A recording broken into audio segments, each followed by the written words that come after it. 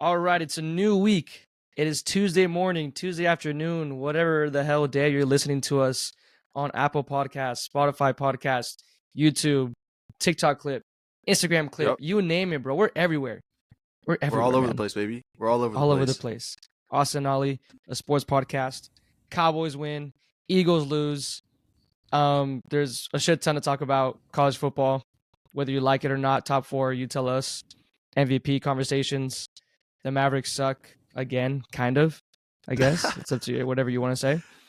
Baseball winter meeting starts, and some shit went down. So yeah, man, how's it going for you? It's been better, a little sick, a little under the weather. Yeah.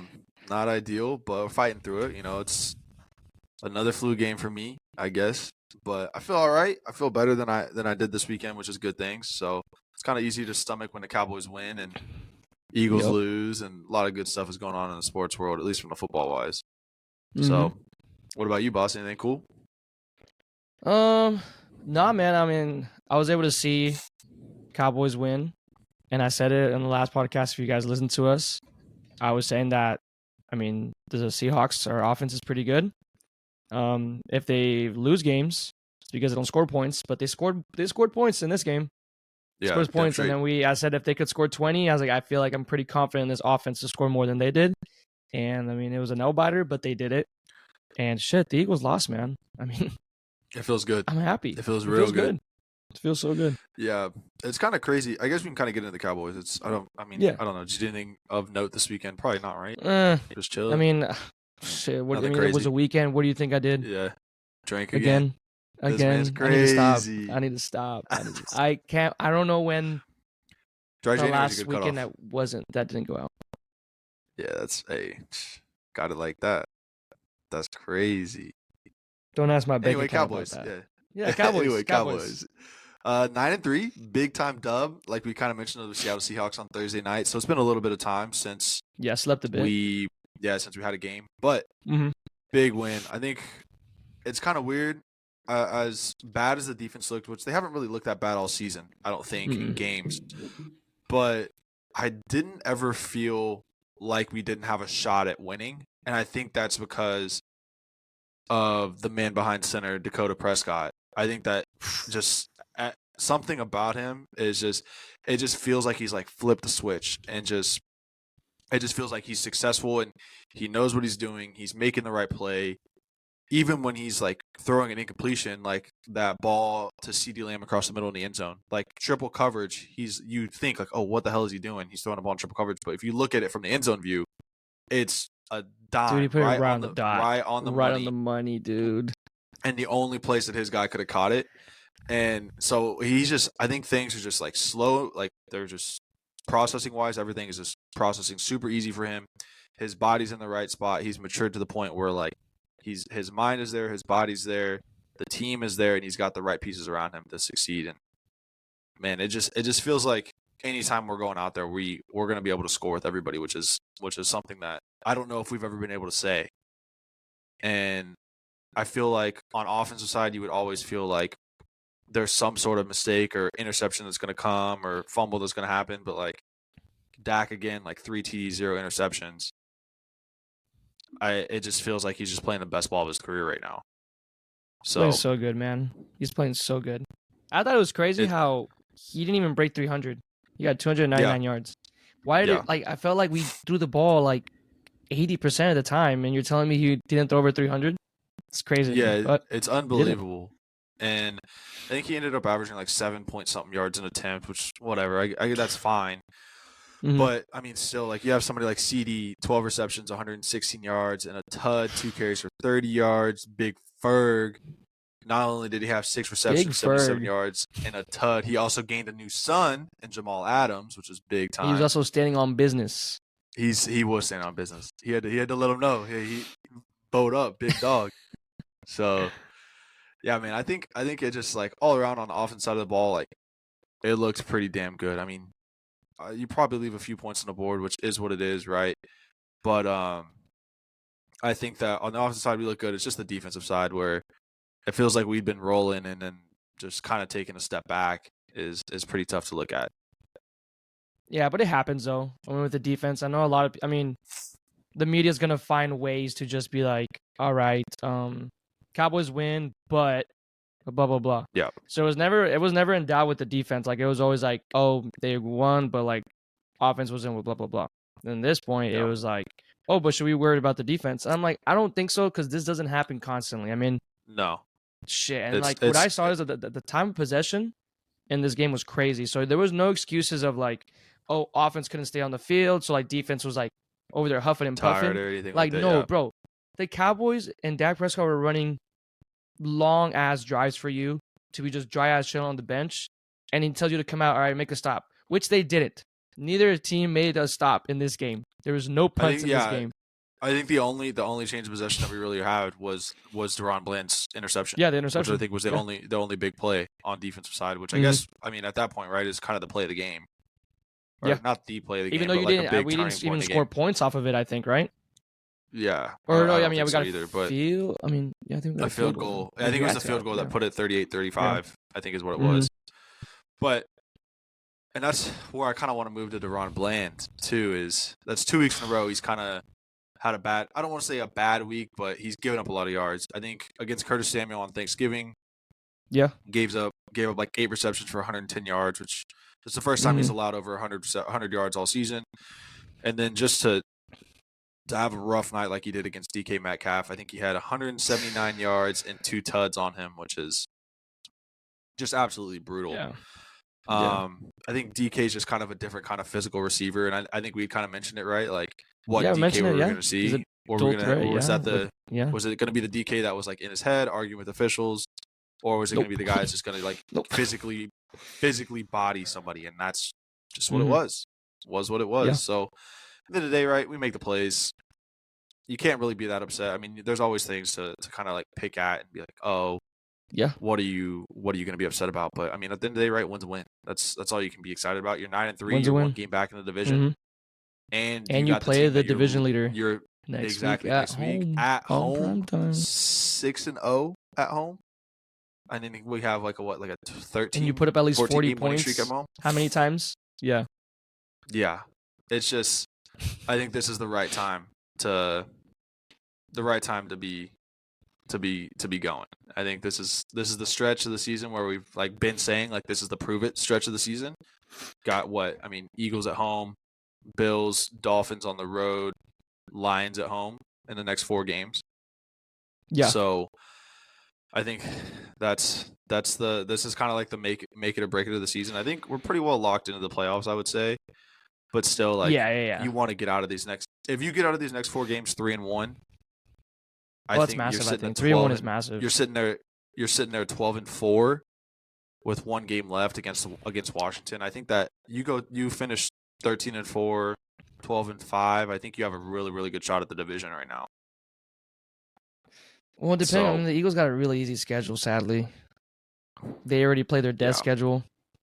So I'm just praying that bad things happen to them and they just like it's football and they keep getting away with these cheap ass games and just barely scratching through, and hopefully it just comes back and bite them in the ass. But I don't know. In my opinion, it's crazy. Like, especially there's been so much commentary on how any game in Philadelphia, right? They're getting all these calls from the refs, and you finally see it this weekend when they get their back blown out by the 49ers, and now they're not getting all the calls. They're just getting absolutely obliterated. And it's like, oh, what shit can you talk now? I mean, yeah, the Cowboys got blown out, but that was in week 5 of the NFL season. Not, what are we in, week 13? I mean, I don't know, man. It's just, we've been saying it all season. I think the Eagles are fraudulent. They've been sneaking out games to win. I think we've been saying that they're like just not winning games in convincing fashion. And you play a real team, and look what happens. So, I mean, obviously, right, you can kind of say the same thing about the Cowboys, too, right? Like, we haven't really beaten a team with a winning record. Best team that we've beat probably is the Chargers, which haven't really won anything. Put up 6 points against the I think we're handling Patriots. Yeah, I think we're handling business, and Mm-hmm. I think that this is the time that if we can make a statement this week, it's the time to make a statement. Yeah, because if you go So out and go, I don't know how let's say confident. 4-0. Let's say you go 4-0, right? Like 3-1 is massive. 2-2 is like I think what you're expecting. I want to say because you have the road That's games. the minimum. I think. Yeah, Yeah, 2 I and 2 think is 2 the and 2 is the minimum, and minimum 3-1's that you can good, and 4-0 is just like, what the hell is the media going to say about it now? Like, I just want to They're hear gonna make up because there some is going to excuse be an like they always excuse. have been. There is going to be an excuse. If the Cowboys go 4-0 and this run, there's going to be excuses, and I just want to know what it's going to be. And my biggest problem is, right, there's this whole media narrative about the fact that the Cowboys haven't beaten a team with a winning record. Well, say we, for whatever reason, right, we lose this week, and then you go in and beat the Bills, who they've been like, just for whatever reason, just all in love with the Bills, Josh Allen, all this stuff. Like, oh, Bills don't have a winning record, or the Bills are a 500 team. Like, the Cowboys are just a lose-lose situation, and it's getting to the point where it's fucking ridiculous, dude. Like, later on I'll bring it up, but there's been so many stupid ass quotes about. Yeah, no, I was like, I wanted to bring it up, but I'll wait for you towards the end for the. I'm gonna go on a rant. I'm going on a rant later, and it's. I'm gonna get worked up just talking about it. As you should, though. As you should, man. But yeah, anyway, it's actually so stupid. But we'll get to that. Disgusting. Yeah, disgusting. I think the other big Cowboys news is that Darius Leonard, free agent linebacker, went and visited the Cowboys, went and visited the Eagles. Mm-hmm. News came out today on Monday that he's going to sign with the Eagles, and I say good riddance. I was looking at some of the film. Obviously, I got excited. You see like an all-pro linebacker that's on the free agent market, going to cost a minimum contract. Then you see like, oh, well, there's a reason why the Colts wanted to get rid of him. The Colts. And he's the same draft class as Van Der Esch, right? I believe so. Yeah. When That's I crazy. think he was a second round pick or whatever, but just isn't moving the same. Laterally, just can't really move. I think he's had back surgery or something of that nature. I heard it's like there's some stuff like medical stuff going on with him. So I'm not like super upset that we kind of lose out on that. I think obviously, right, like it's a big deal. Because that's a veteran presence. They've played a lot of games in the NFL, and I think linebacker-wise, we really don't have that veteran presence, especially with Van Der Esch out. We have Rashaan Evans off of the practice squad, who's just played a lot of games and played big-time football, but still, like, and you're relying on guys like Damon Clark and Marquise Bell, who are two like young guys. So it would have been nice to have that veteran presence, but I mean, Darius Leonard's a liability in pass coverage. I think that we have guys that can move laterally, that are like stopping the run. I think we're better than not signing Darius Leonard. I think, if that makes sense. Yeah, I understand. I think it would have been cool to have him, just as a depth piece. And I'm pretty sure. I mean, what he wanted was, I don't know what like his like priorities was like championship team, playtime, and money was really at the very end. He really didn't give a shit about how much he was getting paid. So contender, Cowboys, Eagles, knocked it off. Yep. I think what it was playing time. And I think the Cowboys were straight up with him and were just like, hey, man, like we have our set of guys. You're going to be, coming in when I think he was playing like 80% of snaps with the Colts. It's probably going to be less if he was here with the Cowboys. And like you said, he just doesn't, is not as physical as he used to be, or he can't move as he was able to before. And I'm pretty sure the Eagles they're pretty, what's it called? Like not that much depth. They're pretty. Yeah, they don't have a lot of. They're not super deep at the linebacker position. Yeah, the linebacker position. So I think they promised him more time there. And I wouldn't be surprised if the Cowboys offered him like a practice squad deal and like, hey, like we'll elevate you the 3 games or whatever, and then put you on the full active roster in 3 weeks or whatever. So I bet that was probably the difference or something of that nature if I were to speculate. But I think you're right. I think it's just. I think the Cowboys are cool with the guys that we got. I think they're cool with Damon Clark and Marquise Bell, and having that like Rashaan Evans and stuff like that. So I think that they realize that he's not like as much of an upgrade as he would be, and it kind of is what it is, right, when it comes to them versus the Eagles. So at the end of the day, I hope he plays against us, because if that's the guy that walks into our building and then walks out and decides to go with our division rival or biggest one that we're going to. I hope we stick it to That's him. what I think it hurts a little bit more too, because you're fighting with the division rival. So I mean, you'll see if it ends up paying off. I think props to, or we don't know. Like I'm saying, it's all assumptions, or it's all just what if, or let's see what happens. But let's say this goes bad for the Eagles, or he just doesn't play as much, or whatever. Then props to Jerry Jones for not, or the whole like front office for just not pulling the trigger because like you said, like look at this guy's resume, look at this. Oh, and the Eagles want him, so let's overpay or let's whatever we have to do. And I'm sure at some point they also talked about cap space. I mean, we still have to pay Dak Prescott. His contract is going to end up next year, I think. Dak Prescott, I think they're talking CeeDee about Lamb, extension and Michael Parsons. Yeah. That's a lot of money. Think about all the That's guys you a still lot got to of pay. money. So they're going to try to save every single penny until, because I don't know how they're going to do it, but they'll find a way. Yeah, they're going to have to. They're going to have to. Yeah. But yeah, man, I guess looking ahead, we got the Eagles. Kind of already said it. Eagles on Sunday Night Football prime time in Dallas. Want to give it a prediction for that, or you want to kind of let it eat? Let's sit. No, go ahead. I think we're favorites, right? Have you looked at the lines? I think we're like 3-point favorites. I haven't looked at the line. I think we open up as 3-point favorites. I'm, believe it or not, I'm pretty confident in this Dallas Cowboys team.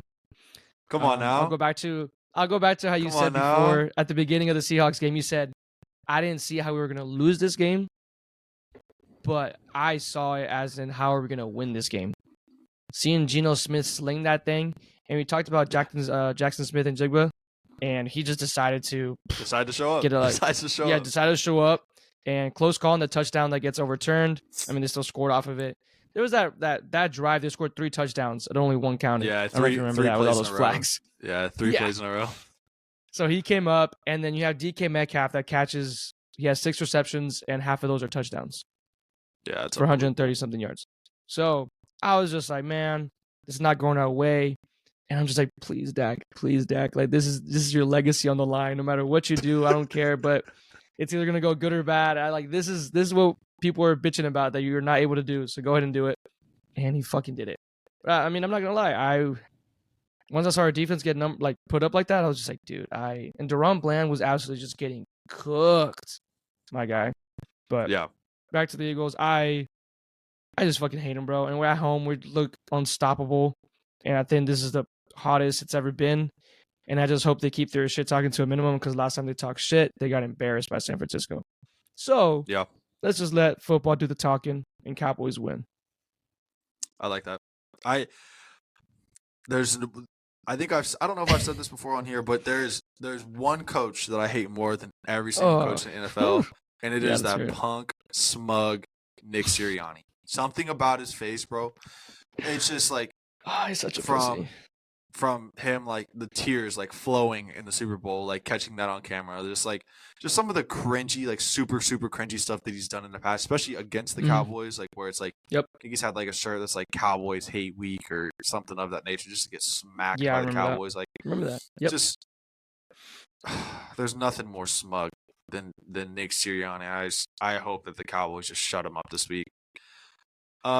With that being said, right, like I think the Cowboys are playing some of the best ball that we've seen them ever play, at least in our lifetime. Isn't that crazy to think about? I sat there and I was like, we've had some good football, like good Cowboy seasons. Yeah. I mean, Dak's rookie season, that was insane. Obviously, like playoff run was not what we expected. Yeah. The 14 season with Romo and Dez, and the Dez, like, did he catch it? Like that whole deal. Oh like, my we've God.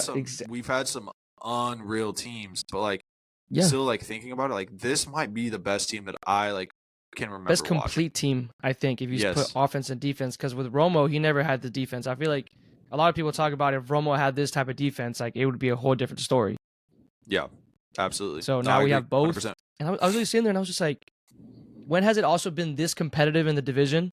Because I feel like we've kind of been, or at least for the last recent years, we've been known as, or just this whole NFC East being just trash. Which is crazy because that was only one season. Right, but I feel like, I don't know, I guess just from recent memory and just like, I don't know, people just kind of hold on to that.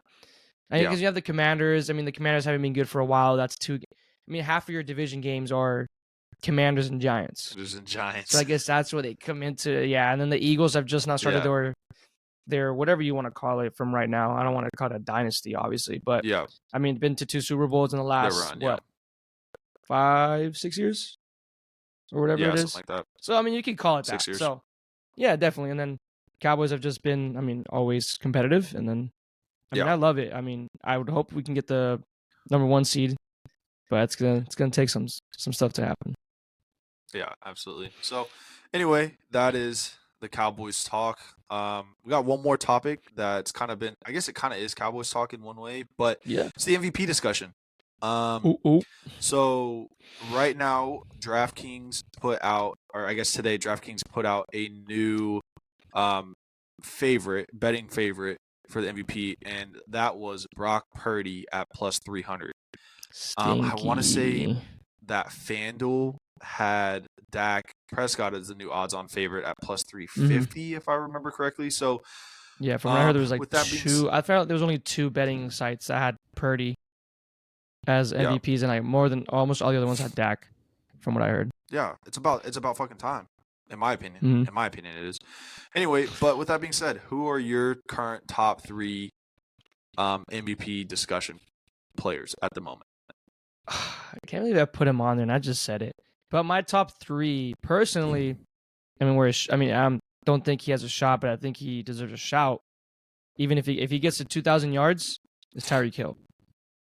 Yeah. He's had a crazy year. I wish I would have said that, because I think that you're 100% right. And I think that what Tua, because I, talking about me, I have 2 on my list, but I wish I would have said Tyreek Hill, because I think that Tyreek is the one that's making the plays, whereas Tua's putting it. Yeah.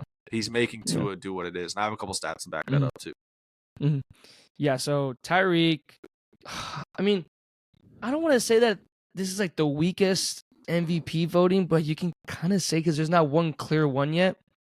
Yeah. Because from the looks of it, if you look at odds based, I mean, Jalen Hurts was leading the race, and you're telling me Jalen Hurts was having an MVP season?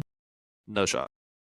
If you think about the previous MVPs, like Patrick Mahomes, Lamar Jackson, and you're like, you run down the list and you go, Jalen Hurts, with the stats that he was putting up, like, he's not having the greatest year. He's winning games, but he's not having the greatest year. And I just don't know what they consider MVP anymore.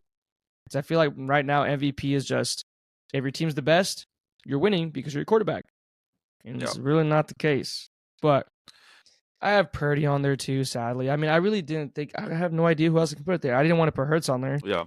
But I mean, Purdy, what he's doing, I'm sure you'll get into the stats right here with like Yak and stuff like that, because that's what's carrying the fuck out of Purdy right now. And the coaching. Yeah. And obviously Dak right now those are my top 3. Number 3. Yeah.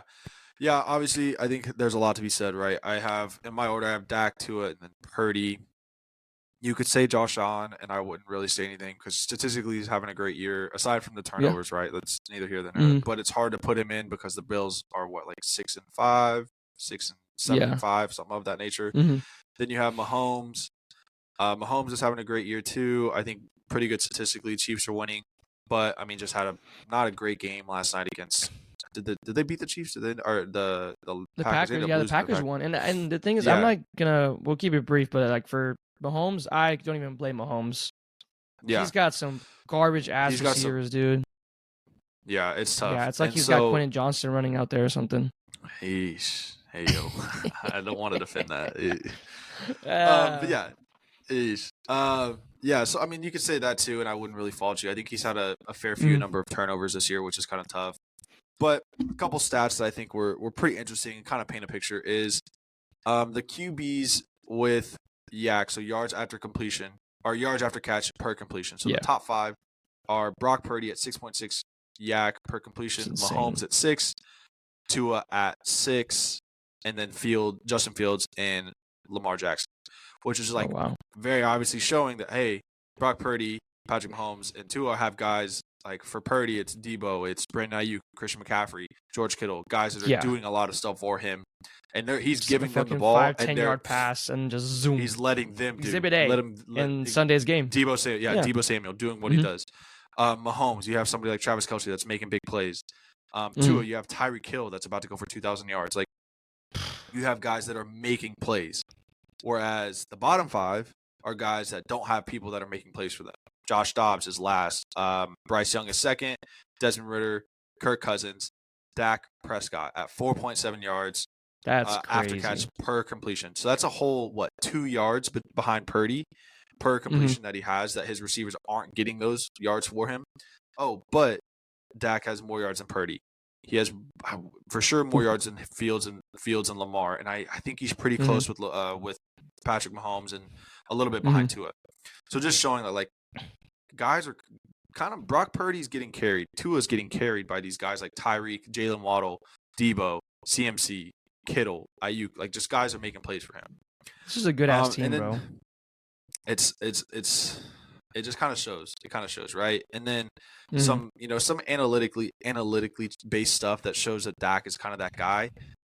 Since week 6 in the NFL, so that's the last 7 or so weeks, Dak is currently first in expected points added per play at 0.368 points per play, whereas the next closest person is Brock Purdy, almost a full tenth of a point per play behind him at 0.273. Success rate, Dak has 55.7% of his plays are considered successful plays, positive yards, doing what they need to do. The next closest person is Brock Purdy. Again, right, it's those top 2 guys and just good teams that are constantly making good plays. But it's interesting to see that those 2 big stats, Dak is the one leading it. And then the last one I want to bring up is completion percentage over expected. These are passes that you think shouldn't be completed or should. And Dak currently is sitting at 6.6% completion percent over expected versus Russell Wilson, who's the next closest quarterback at 5.8%. So, right, a lot of stats, a lot of analytically based stats are just kind of proving Dak is that fucking guy right now. He's the guy that's kind of dominating the play. He's leading the team. He's playing at an elite level. And in my opinion, I don't understand why he's not the odds-on favorite, why he's not a minus favorite, because right now he's the guy that's kind of leading his team to be the best with, I don't want to say with the least, but he's the one making the plays. And aside from CD, Cooks has had one big game this season. Ferg has had, how many games has he had over 100 yards? Probably one, maybe at the most. He's had a big game. He had a big game, 70-something yards this week with a tud, but still, he's not just dominating games, not taking over games. Dak is the one that's kind of helping us do that. So that's my case for Dak Prescott for also, MVP. No, I think so too. And again, I think it's going to determine what he does. Okay, so you think if the Cowboys lose next week to the Eagles, does that kick him out of contention for MVP? If you're ESPN, yes. If you're ESPN, he's still not in contention. Or if you're just the fucking media, yeah. Yeah. I think it hurts it, obviously, right? Because it's a direct rival to the MVP right now. I want to say it depends on how you lose, too. Because if it's a Dak game that he had in Philly and you lost, which I don't think you lost that game because of Dak Prescott. Yeah, I agree. So, yeah, but I don't know if they're going to look at it like that or if they're just going to see an L. They're going to see the loss. They're going to see the loss. And that's the bad thing. I think they're going to see the loss and they'll be like, oh, Dak Prescott couldn't do it. But he could have 400 yards, 4 touchdowns with no interceptions and making all the plays that he can. And for whatever reason, oh, Dak didn't do enough. And that's because of the fucking star in the helmet and it's because of the Dallas Cowboys. Yeah, that and the media. I'm kind of looking this up right now. I'm pretty sure this is right, but who do you think was the last person to ever win the MVP for the Dallas Cowboys? Probably Aikman, maybe. Nope. They're further back than that, if I'm not mistaken. It's in that same era. Yeah. I guess what? Michael Irvin, Emmitt Smith, one of those two. Emmitt Smith. In 1993 was the last MVP winner for the Cowboys. Jeez. And if this is right, again, it says there's only been one MVP for the Cowboys ever. That's crazy. And it was Emmitt Smith. And you think about all that stuff we for those five Super Bowl rings and all of the times we've gone back to back and all this, and it just shows you we've been hated for a very, very long time. So it's either MVP or Defensive Player of the Year. You got to pick one. Yeah, give me MVP. Yeah. Sorry, Deron Bland. Sorry, Michael Parsons. But I don't know what I would react after this past week. I saw it. You saw it on Twitter. I mean, with Aaron Rodgers when he's running around with the flag in the opening game. It's like Deron Bland depoy conversations. It was quick, man. I feel bad for him. Maybe he just can't play on Thursdays, dude. back-to-back Yeah, maybe Thursdays, and that's he it. just can't do it. It feels weird. He's like, you know what? Why are we playing on Thursdays? Yeah, I like to play that's a on good point. Sundays. I like So we'll that. see this I like Sunday. that. We'll see this Sunday. Yeah, come on. DPOY on games that are played on Sundays. How about that? Boom. It's like Done. MVP for Kirk Cousins when games are played at noon. Hey, Kirk Cousins is Just still like that. leading a lot of these analytical races too. He's up there with a lot of these. He was having a good season. Yeah, before he was got having hurt. a pretty good year without having Justin Jefferson too. So I'll give him props. Yeah. But Yeah. eh, Anyway, yeah. well, we've talked a lot about the NFL today. I want to move to the We did. Mavs. A little bit more depressing than the Cowboys. Let's do it. Yeah, we'll keep this short and sweet because it's regular season, so not much to talk about. I was at the Mavericks game. Yep. This the first one that we talked about was on Tuesday. It was against the Rockets. It was a really good game, competitive game. Covered the spread barely because there was like a foul towards the end of the game, and Luka got his 41 points. So that was awesome. And just seeing Luka and Dylan Brooks go at it in person, I love it. was the best thing ever. It was just like Dylan Brooks is. I mean, you know Dylan Brooks. Everyone knows Dylan Brooks. He's the villain of the NBA, and everyone sees him. And Luka was just all up on his shit. He get a board, look at him, yell at him, go up to him, give him a move, and just it was awesome, dude. You saw that, and Kyrie really pulled up pretty late to the party. Typical Kyrie, just fourth quarter guy. Yep. He had like 7 points going into the third, and he's on a crazy run towards the end of the third. Fourth quarter was him. He was putting up shots. Darren Jones Jr. too, right there, 15 points, and it looks like to every successful Mavs dub, you need Derrick Jones Jr. to put up some points. Yeah. And then you play the next game without Luka against Memphis. And I first saw that he was out for personal reasons. Yeah, everyone in the DFW is becoming a dad, and I heard Austin's coming up next too. No. Slow that down now. Dang, that was a lot of no's, bro. You good? No. That was a lot of no's. Oh my gosh, dude. It was just a joke, bro. It's okay. It's okay. No. But yeah, so no, news comes out that Luka. Well, first that Luka wasn't gonna play. In my opinion, I was just like, oh, they're trying to keep him healthy. Blah blah blah. He's played every single game, and we're off 2 days off in a row. It's like, oh, if he gets this off, blah blah blah. And then Luka, as a kid, had no idea she was even pregnant. Did you even know she was pregnant? No clue. I was like looking back, and I went to back when they were like when he proposed to her, and like you couldn't even tell that she was pregnant then, and that was in July. So it was 4 months ago, 5 months ago. I was like, damn. I was like, I didn't even know, had no idea. So yeah, pretty shocked, but nothing good happened in that. Yeah, nothing happened in that Memphis game. I didn't even watch it. I totally forgot they were playing. Lose by 14. I've been a bad Mavs fan. I've been a bad Mavs fan this year. I try to watch. I mean, I'm into one Mavs game already. I'm gonna try to go to hopefully I go to the Mavs Houston game in Houston. Ooh, the weekend like of Christmas. Yeah, it's a Friday, so I have that day off. So I'm gonna try to go over there and watch that game. But yeah, I mean, I saw. Did you see everyone that was out against OKC this past week? Yeah, there was a good amount of people. I think there was basically everybody but Luka and Derek Lively. Yeah, so hear me out. Kyrie Irving out, right foot soreness. Tim Hardaway Jr. out, back spasms. Dante Exum, personal. He had a kid too, actually. So yeah, also I don't know what happened 9 months ago in Mavs history. Go ahead and rewind it, look it back, and see what happened that they had to go crazy for. Yeah. Josh Green, right elbow sprain, out. Maxi Kleber, out. So that was everyone. And I wasn't watching this game because I was like, why am I going to watch Luka play with a bunch of scrubs? I think Luka had like 20 points at the half, and I was like, yeah, sounds about right. And you were down, I think the biggest deficit was 26 or something like that. Yeah, it was a lot. And then I saw that they brought it within like 8. And I was about to head out because it was Saturday night. And I pulled it up on my iPad, started watching. And they're like on a 20-something run. And then they go to like 24, 26, 28, 30-point run, 30-0 run for the Mavericks.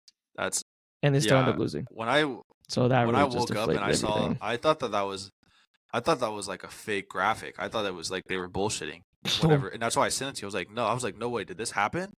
Because like you would think 30 points, like that's unreal. Yeah, it was a franchise record. Playing. I'm not sure what the NBA record is because 30-0 is crazy. Yeah, unbelievable. But yeah, and Luka had obviously a great game, and then dude, Derek Lively, dude.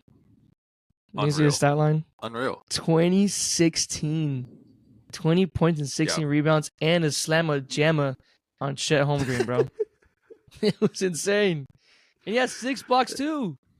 on top of that. And then 6 of those were offensive rebounds too. Like that's just unbelievable. Like awesome. So I think it's nice. Yeah. I mean, you kind of know that when Seth Curry gets like I think he started and had like 30 something minutes played, and he hasn't really played all season. Minutes.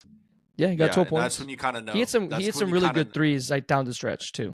Yeah, his plus minus was pretty high. And then AJ Lawson, I think, is a 2-way guy, maybe, or like on the end of our bench, had a plus minus of 9 and played like 18 or 19 minutes. Like when you see something like that happening, that's when you kind of know like, oh hey, like we got a lot of guys missing. So from what I was hearing too, they were saying that I think AJ Lawson was playing really good. Obviously, like I said, I didn't watch the game, but the commentators were really raving about him. Yeah. And towards the end of the game, I don't know if you saw, it was Derrick Jones Jr. that it was an inbound pass, and he lost it, and Luka was frustrated. There's like a clip of him saying like, "What the fuck is he doing?" And then, that's basically when to the game. It was just a turnover off with like timeout, and then. Yeah, and they talk about plus or minuses. I had my friend was like, "Bro, Jaden Hardy, you have Jaden Hardy. He's only playing 15 minutes." And I was like, "Yeah, he had a minus 17 on the floor." Yeah. I don't know how you. I think his offensive rating was 66 when the average is 100. He also had 5 personal fouls in 15 minutes. Unbelievable. I don't know what happened, man. It sucks. He was balling last year. I didn't watch the game, so I don't know, but. And dude, you like you said, you have a minimized bench, right? Yeah. And if you would have told me last year that Dwight Powell only played 4 minutes, yeah, it's unbelievable. That's crazy. He played 4 minutes, and Rashawn Holmes only played 5 too. Derek Lively played 39 minutes. Luka played 46 minutes. Luka only missed 2 minutes of that game. He only missed 2 minutes. That's because we had none of the scrubs there. That's tough. 36, 15, and 8 from your boy Luka. Can you imagine, like, just to see that, like, the inbound pass, and then you're, like, grinding. You're on the court for 30 or 46 of the 48 minutes, and you see that happen, you're like, I'm fucking done. Just get me out of here, bro. Yeah, he was pissed. He was pissed. And then Grant Williams with start off really hot. I mean, we knew that lately. We knew we didn't get him for his offense, but he was starting really nice. We were talking about his 3-point percentage. We were talking about how he was just slinging that thing. And then he has 5 points in this game. So I don't know when it's going to go back to, I don't know, but hopefully the team comes back healthy. And, I mean, they went on their good stretch of games, but they're about to get to that 20 game mark, and they have a pretty easy schedule coming up, hopefully. I mean, they got the Jazz, Portland, and the Grizzlies, so hopefully get their revenge on that. Yeah. So just get everyone healthy again. Yeah, I need that. I need that for sure. So, well, I don't have anything else NBA-wise. You want to move to a little Ollie in the outfield, kind of recap a little what's going on with the winter meetings and stuff like that? Let's do it, man. Everyone get ready. Get your studs in. Get your gloves out. It is off-season baseball. And it's supposed to get swinging. And it's kind of been slow still. I mean, yesterday I think was their first official day of winter meetings. Just a quick free agency signings. Luis Severino, former Yankee, stays in New York. Goes to the Mets for a 1-year, $13 million contract. Pretty good, decent pitcher for the back end for the Mets. So that's nice. Also, Joe Kelly. He's going back to the Dodgers. Didn't see for how much, but he's staying there. He had a pretty bad start of the season with the White Sox. And then once he got traded to the Dodgers, he finished with like a sub-2 ERA or something like that. So it was pretty good. And then Mookie Betts also looks like to be the primary second baseman for the Dodgers. Unless they find someone. Season, right? Yeah, he played outfield and in the infield. He played both. That's crazy. Yeah, that's so crazy. I give him props. Those are two very different positions. So as of right now, I think he's going to be the primary second baseman. So that's pretty cool. And there was also a big trade. It was a 5-player trade with the Mariners again. So it looks like they're dumping another contract with Jared Kelenic. He goes to the Braves. So it's Jared Kelenic, Marco Gonzalez, a pitcher, and Evan White, a first baseman. I think that's just kind of bummy. Yeah, but Kelenic was the guy who broke his foot kicking a cooler in July. I don't know if you remember that. Yeah, I remember that. Yeah, okay, I remember. Yeah, so that was him. Marco Gonzalez was announced, or the trade happened yesterday or 2 days ago, and Atlanta is set to say that he's not going to stay. He's going to be part of another trade piece. So his time there will be little to none. So don't get your Photoshop pictures of him yet. Go get the jersey. Yeah, don't get the jersey. I mean, I don't think anyone's gonna have a Marco Gonzalez jersey, anyways. But he had a terrible year this year. Done. So another salary dump again. So whatever they receive is 2 right-handers. They get another pitching. So it looks like they've been getting a lot of pitchers recently in the last trade too. So we'll see that. Maybe it's the Rangers. Jackson Cowher, I don't know, and Cole Phillips. Yeah. Cowher was acquired from KC last month. So also him, don't get a jersey. He had just gotten acquired from the KC. He's a former top 100 prospect, and he was a first-round pick in 2018. Phillips is a 20-year-old. He hasn't played in the MLB. Coming back from Tommy John, but he is the number 7 prospect for the Braves. So pretty good potential in there. And after you guys remember, I talked about it, I think 2 weeks ago with the owner saying that he wanted to get back. Yeah, and when the owner wanted to get back to not striking out, because I think the Mariners were one of the top strikeout people. So they had they got rid of hitters that struck out more than 30% of the time in 2024. So they're parting ways with 4 of those guys. It was Eugenio Suarez, Jared Kelenic, I forgot the outfielder's name. The guy from the trade. Yeah. Yeah, so they got rid of 4 guys that led the team in strikeouts, and they said, you know what, you guys are bummy. It looks like they're trying to do some money ball shit. They're just looking at the numbers and go, all right, you guys struck out a lot. That means you're not getting on base. Get the fuck out. So they're trying to get some more contact guys. So there's a lot of holes to fill. And this also brings into consideration if that they're trading for Juan Soto. Maybe something to put out there. I would hope not, because that's a division rival. And I would not want to face Juan Soto in that many times. And Julio Rodriguez. Yeah. So we'll see what happens with that, because Juan Soto is still supposedly going to be on the go. And last but not least, or actually, no, okay, we'll talk about some more things. But Jackson Chourio, does that sound familiar or no? Yeah. I saw this story. That was kind of unreal to think about what's going on with that. Yeah. So it's actually not. I mean, this is pretty cool. It's smart. It might end up paying it, or it's going to end up paying off. Yeah. Like I said, he's a 19-year-old. He's going to be making a minimum of $82 million over the next 82 years and a max of $142.5 million over 10 years if he maxes out on incentives. Yeah, that's crazy. And on club options. This guy hasn't touched the field in MLB level yet. But he is the number 2 prospect. Yeah. Double A is the number 2 prospect behind Jackson Holiday. So Jackson Holiday is supposed to be the next best thing. So he's number 2, then shit. But I mean, we've seen this before. So this is the largest deal ever to happen in the MLB. Surpassing was a 6-year, $50 million guarantee for the White Sox, Luis Robert Jr. He's been a dog too, so obviously it's paying off for them. And I think the Braves did this with Acuna too, if I'm not mistaken, if I heard right. Yeah, they did it with a couple people. A dog. Yeah, they did it. They did it with a couple people. Some of their other big pieces from the world. Yeah. Ozzy Albies, I think, right? Yeah, I think that sounds right. I don't remember the name. I think they did it to 2 or 3 other people where they I think it was right after their rookie season. They just went ahead and extended them pretty early on or something of that nature. Yeah. So yeah, no, definitely a lot of people are just how are you paying this guy this much money? You don't even know if he's gonna make it in the big leagues. But I think it's probably, I mean, you either lose on that money, or you make a really smart investment because let's say they turn out to be an Acuna or whatever you want to say, MVP candidate, and you got a steal for this contract. It's do you start thinking about this for the Rangers with Evan Carter and Wyatt Langford? I think Evan Carter extension might be coming up soon because I think you want to sign him at a pretty cheapish deal. Yeah, and I think Evan Carter makes sense because he's kind of shown it on the big league level that he can do it, right?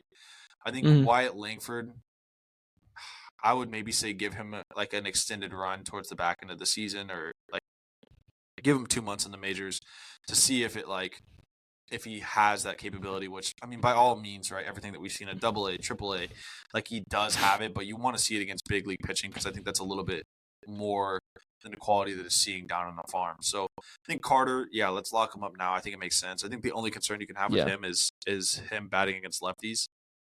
But I think that he's just kind of shown that everything he's done so far has been pretty damn positive. So, I mean, he was a big piece in helping us win the World Series. So why not have him locked up for the No, for I totally the agree. next I mean, I think it'd be a smart 6 thing to to 8 do. years? You know. Yeah, exactly. Because I mean, you have him under control until because I think this year doesn't count as his rookie year at all. So this was just it didn't count. No, it didn't count. Yeah, it didn't count. So next year's his first official like year as an MLB like player, basically. So you still have his arbitration and all that. But if you try to get him the earliest possible, and obviously you're not gonna try to hold the guy. You're gonna pay him, but you're just gonna hopefully try to get yourself a deal and be like, let's say he becomes an all-star or whatever, like, or just like whatever he's supposed to be, what it looks like right now. So you're saving a lot of money doing that. All right, so now the Shohei saga continues. And sadly, it's not with your Texas Rangers, most likely. Didn't want him anyway. He's a bum. Right? Yeah, we didn't talk about him on here. Didn't want him anyway. He's coming off.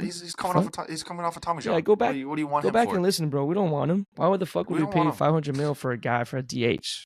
Injury prone. Come on, bro. What are we gonna do that for? Injury prone. Yeah, come on. Yeah, but what if I told you that he might stay with the Angels? Good with me. They're a dumpster fire. I said that too. I think it would bring world peace if he just goes, I'm going to stay at home in Anaheim. Good. Do it. That would just... I'm not worried about I think that would be the funniest thing ever, dude. If supposedly it seems like he might consider he might consider staying, even though he came out saying that I want to win. And then maybe Ron Washington is like, hey, man. Is the guy. Yeah, he's the guy. I've gone twice. Just give me some time. And they did get under the luxury tax too. So the Angels did like save a lot of money and did whatever they did throughout the season, where they traded for the win now guys and they released them. So they did get under the salary tax or luxury tax, what they were trying to do. And I don't know. There was an article today that Shohei is even considering staying in Anaheim. Yeah, that's crazy. So I just think that's funny. Where do you think he ends up realistically? So the teams were Toronto, Dodgers, and who else? The Cubs. Oh, Cubs. I forgot about the Cubs. I think there's no way in hell the Toronto Blue Jays sign him. Yeah, I don't think that makes sense. Yeah, and I think if they do, from what I heard, I think Vlad Guerrero Jr. is on the move. Okay, if that makes sense. That does happen. So I just don't like Toronto? Where the hell's the market on that? I mean, I guess like, Vlad was playing a little bit of first this year, if I remember. Yeah, he plays so first. Like maybe that, but I think still, I think that doesn't make much sense for him to go to Toronto. I don't think that's the team that you want to go to if you want to win now. Because like in that division, right, you got the Yankees, you got the Red Sox, you got the Orioles, you got the Rays. Like that's a stacked division. That's tough to win in. So yeah, I don't. So when I heard Toronto is in, I'm just like, there's no way in hell Toronto. Also, the Cubs, too, like a little bit. I mean, yeah, they're getting there, but they just lost Cody Bellinger. Man, you still don't know where Cody's going to go. But, damn. I mean, I see it as Dodgers. It has to be the Dodgers. If it's not anything else, I think it's going to be the Dodgers. I hate to say it. I think aside from the obvious, right, with the Dodgers, I could see the Giants. I think the Giants kind of make sense to me. For whatever reason, right? I mean, the West Coast, like kind of staying on the West Coast, but going to another team that's had history, that's a good organization that's won. Mm-hmm. And I feel like there's a lot of smoke around the Cubs. Like I think whenever Shohei first came out, it was like basically being on the market. Like it was all Cubs. Like Cubs want to spin. Cubs are going to be the one that are going to have like that real like chance at signing him. So yeah, I could see that too. But I think Dodgers is probably the odds-on favorite, right? It has to be. Yeah.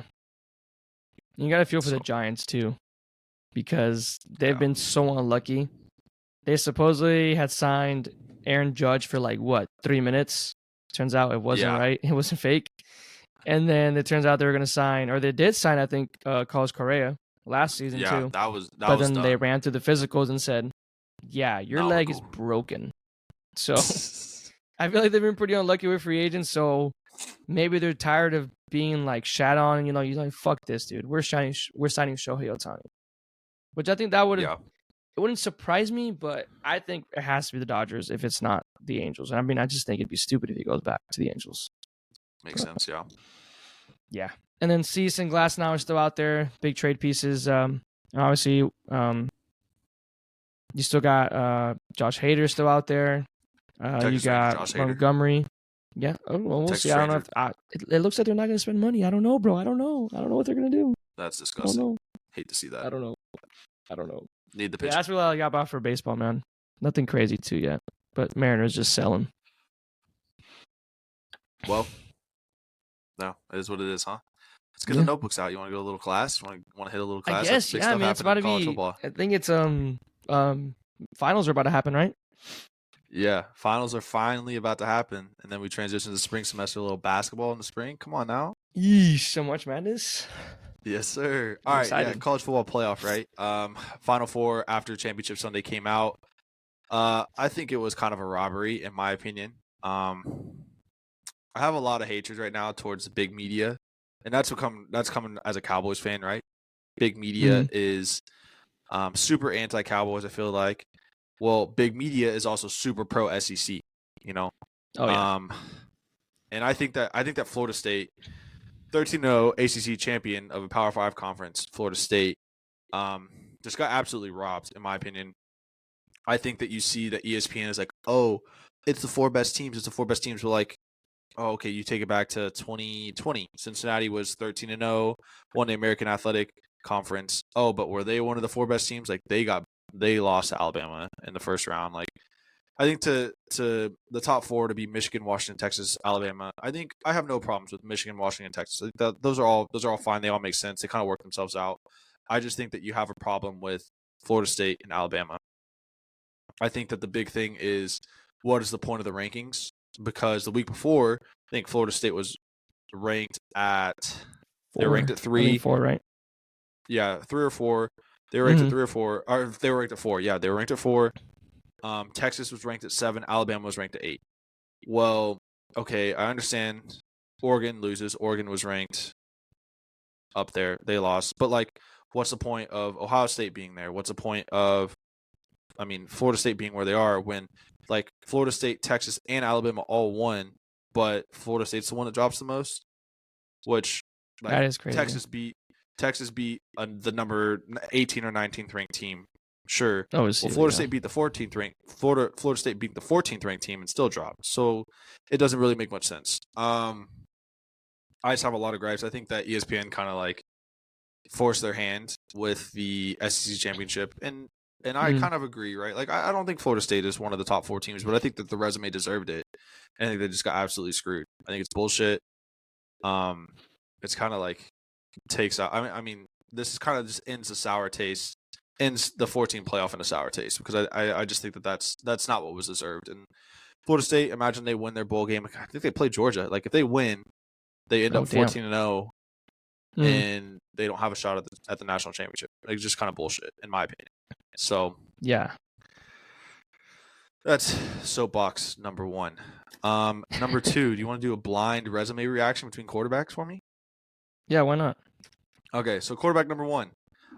He in the last 3 games he had 436 yards, 1 touchdown, 1 interception.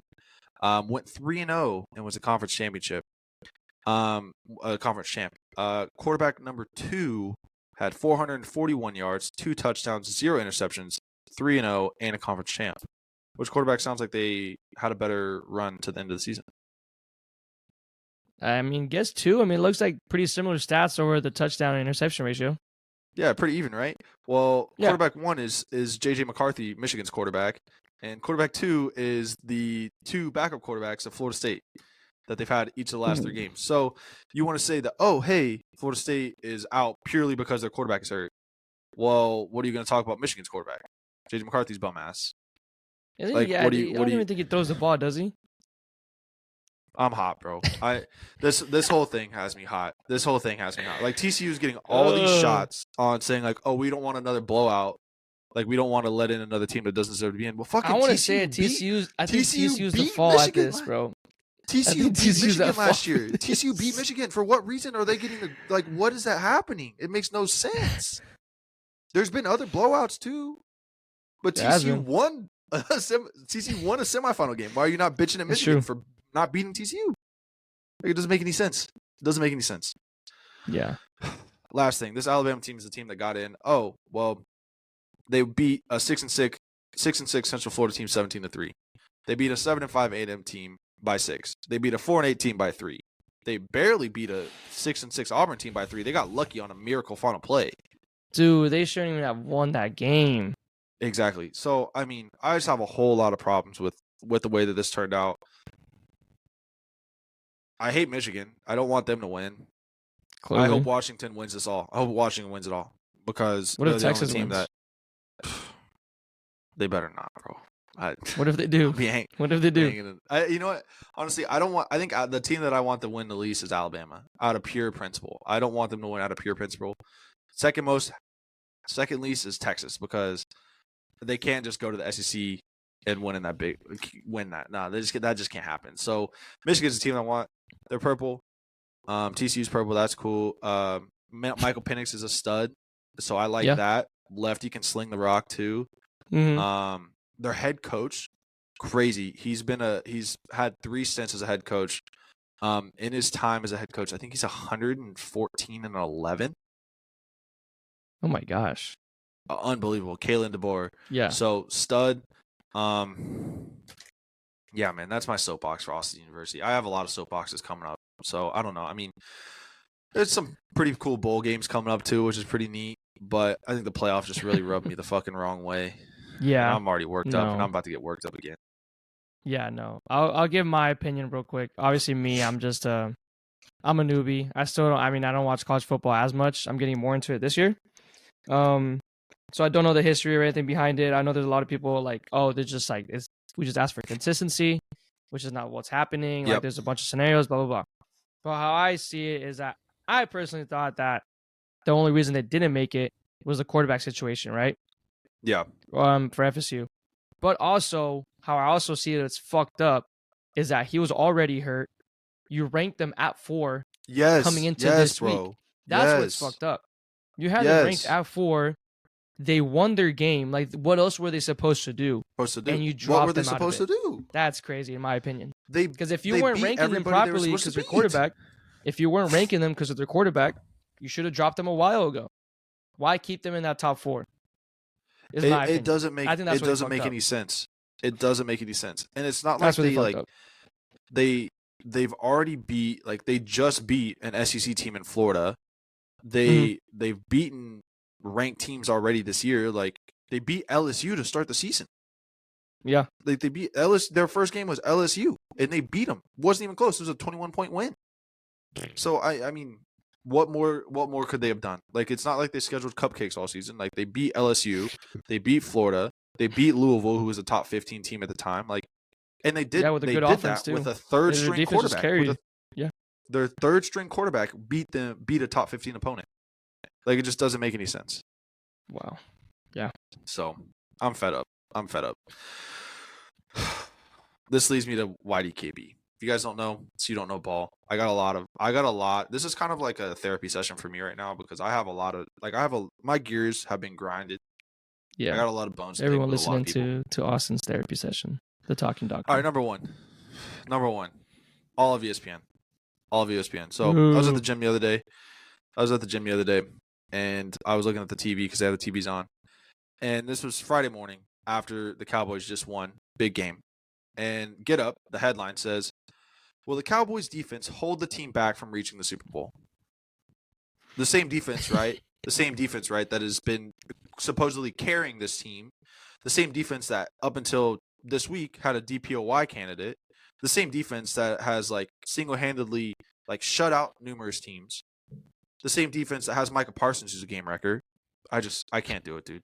I can't. Like, it gets worse. Just like, ridiculous. They never seem to amaze me. The more the Cowboys are successful, the worse it gets. Yeah. They need to find something. They know what, if it bleeds, it leaks, bro. They know what gets it. Yeah, they know what does it. Yeah. And it's just crazy.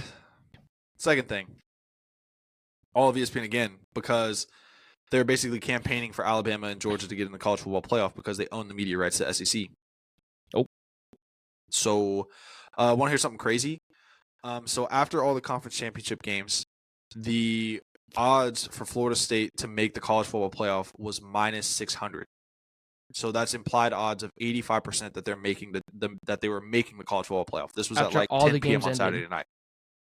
immediately after all the games ended. That was it. Minus Alabama 600. was plus 180. Yeah, Alabama at the time was plus 180 to get into the playoffs. So that's 35% odds is what the math kind of checks out to. Just before the so overnight, right? They have their whole shows like, oh, who's gonna make it in? 80% of the talking heads on ESPN said that they have Alabama and Georgia making it into the playoff. 80% of the people that were talking over Florida State. And that causes the odds to shift. And I think right before the Pick'em show turned on live, they were both at minus 110, Florida State and Alabama. That's how much the odds were. Oh my God. And Holy if you don't think that ESPN owning the media rights to the SEC and having an SEC bias doesn't affect that, I think it's just so obvious and it's ridiculous. It's disgusting. Whether or not I agree that Alabama is, sure, they probably are in the top 4 teams, and I think they have a really good shot at winning the national championship. I'm not denying that. I just think that the way they got there is scummy. I think the way that ESPN handled this whole situation is disgusting. They just have no reason, and just I think it's blatant manipulation on ESPN's right, because they purely want their like media rights team couldn't have a college football playoff without the SEC because they couldn't lose the money. Okay, moving on to the next one. Yeah, DraftKings. So there's a lot of them. You don't know ball. Yeah, DraftKings. Because Brock Purdy's the odds-on favorite to MVP. I don't know what. I mean, I laid out a whole case earlier on why that's ridiculous. I mean, what, first in yak per completion at 6.6 compared to Dak Prescott, who's at 4.7. Again, they're probably owned by ESPN too, or they're probably part of ESPN Bet. So yeah, DraftKings. That's my biggest. I have a gripe with you right now. 2 more. These 2 really pissed me off. Who else do you have a gripe with? These 2 last people really pissed me off. This was a week ago. I'll start with him. This was a week ago. Tuesday. Emmanuel Acho. His MVP ballot. This was as of Tuesday, last week. Jalen Hurts, Patrick Mahomes, Tua, Trent fucking Williams, and Lamar Jackson. That's crazy. In what universe is a left Dak Prescott? In what universe does a left tackle have an MVP vote over Dak Prescott? In what universe? I don't know what he's smoking. Is he on meth? I don't know. I'm impressed. These are the guys that get paid, by the way. They're voting. They're the ones voting. These are the people that are voting. We're so cooked. All right. Last one. This might be the most egregious one that I've seen. This might be the most egregious one. LaShawn Shady McCoy, ex-Philadelphia Eagle. He said, for Dak Prescott to prove he's the MVP, he has to throw picks and have fumbles so I can see how he responds. Why do you want him to do that? Why? You want him to do that? That way you can say, oh, he's throwing interceptions. He's fumbling the ball. Oh, he should be our MVP. For what reason? It makes no sense. It's so like you have a star like that's just like shroud like covering your face to say like, oh, well, he needs to suck so he can do better. Like that doesn't make any fucking sense, dude. What are we doing? And when he sucks, it's like, oh, he sucks, right? He called him shit. Or they called him ass. He said Dak's ass. What are we doing, bro? Like these are the people that get paid millions of dollars to talk on television all day. It doesn't make any sense. Like all I want is just consistency, right? If Josh Allen is having the same season that Dak Prescott is right now, sure, I'd be on the Josh Allen train too. Sure. But no, Josh Allen has 15 interceptions and 12 fumbles, and Josh Allen's a leading MVP candidate. Or, Jalen Hurts is getting like groped by men and pushed in the end zone 6 times a season and has less than 2,500 yards, but he's an MVP candidate. Like, Trent have Williams. Have a left tackle as an MVP candidate in my head. Like, I'm done, dude. Do you have any more to talk about this episode? Do you have any YDKBs, or can we close this off? Because I'm pissed. Nah, you went off on this, man. I don't know if anyone else is going to beat this YDKB in the history of Austin and Ollie. It's been a minute. It's been a minute since we've had this, and I really just need to get some stuff off my chest.